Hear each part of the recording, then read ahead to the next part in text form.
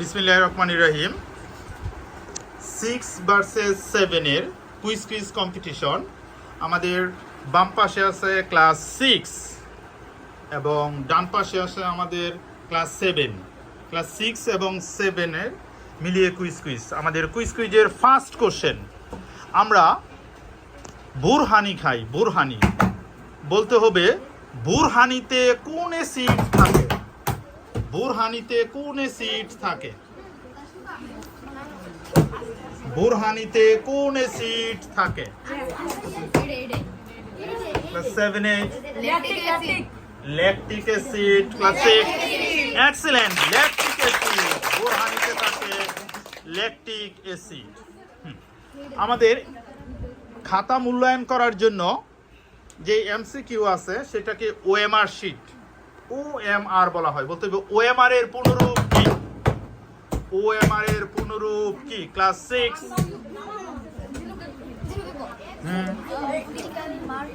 Loudly.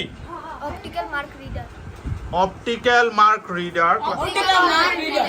Excellent, optical mark reader. OMR এর পুনরূপ হচ্ছে optical mark reader.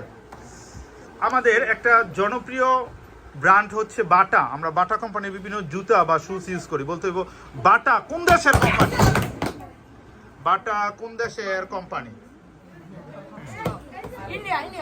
India. বাটা সঠিক উত্তর হচ্ছে সুইজারল্যান্ড। ইন্ডিয়ার হচ্ছে টাটা, বাটা না। ইন্ডিয়ার হচ্ছে কি? টাটা। 10 মার্কস এগিয়ে গেছে ক্লাস 6। চলে যাচ্ছে আমরা পরবর্তী প্রশ্নে। বাতি, এই যে আমরা দেখতে পাচ্ছি বৈদ্যুতিক বাতি। বলতে হইব বৈদ্যুতিক বাতি আবিষ্কার করে কে? বৈদ্যুতিক বাতি আবিষ্কার করে কে? বৈদ্যুতিক বাতি আবিষ্কার করে কে?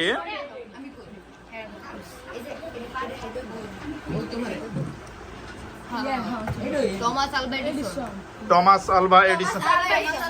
এক্সিলেন্ট, সঠিক উত্তর হচ্ছে Thomas Alva Edison. Thomas Alva Edison বৈদ্যুতিক বাতি আবিষ্কার করেন। নেক্সট কোশ্চেন, 5টি ভাওয়েল আছে এরকম একটা শব্দ বলতে হইব। 5টি ভাওয়েল আছে এরকম শব্দ। ক্লাস 6 আগে বলবে। এডুকেশন বা এডুকেশন। এক্সিলেন্ট, এডুকেশন শব্দের মধ্যে 5টি ভাওয়েল আছে। হাড্ডাহাড্ডি লড়াই মেতে উঠেছে 6 ভার্সেস 7। 6 10 মার্কস এখনো এগিয়ে আছে। দেখা যাক পরবর্তীতে কি হয়। হিমালয়ের কন্যা বলা হয় কোন দেশকে? হিমালয়ের কন্যা। তারা ক্লাস 7 হচ্ছে নেপাল। এক্সিলেন্ট, হিমালয়ের কন্যা বলা হয় নেপালকে। উভয় টিমই